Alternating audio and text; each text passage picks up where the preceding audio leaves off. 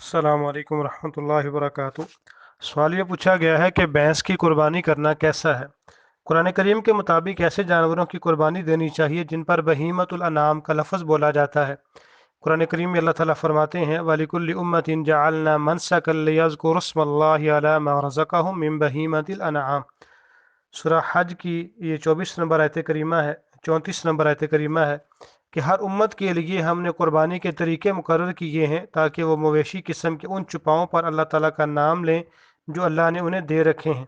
और अल अनआम में 4 किस्म के नर और मादा जानवर शामिल हैं: ऊँट, गाय, भेड़ और बकरी।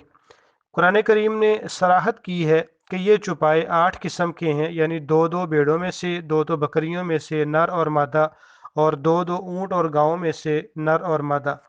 हमारे रुझान के मुताबिक कुर्बानी के सिलसिले में सिर्फ इन्हीं जानवरों पर इक्तफा किया जाए जिन पर बहीमतुल अनआम का लफ्ज़ बोला जा सकता है, और वो सिर्फ ऊँट, गाय, भेड़ या दुम्बा, बकरी हैं।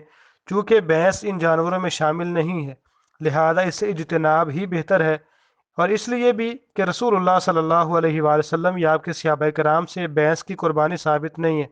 और जो अहले इल्म भैंस की कुर्बानी के कायल और फ़ाइल हैं, वो सिर्फ ये दलील पेश करते हैं कि भैंस को गाय की जिन्स कहते हैं या गाय पर इसे क्यास करते हैं।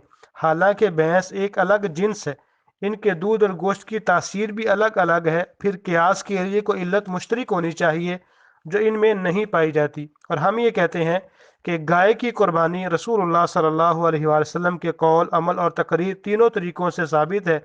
लिहाजा गाय, ऊँट और बकरी की ही कुर्बानी दी जाए। हाफिज़ अब्दुल्ला रोपड़ी रहमहुल्लाह मरहूम ने इस सिलसिले में बड़ा अच्छा मौक़िफ़ इख्तियार किया है कि कुर्बानी के सिलसिले में एहतियात और वाज़ेह मौक़िफ़ यही है कि भैंस की कुर्बानी ना दी जाए, बल्कि मसनून कुर्बानी ऊँट, गाय, भेड़, दुम्बा और बकरी से की जाए।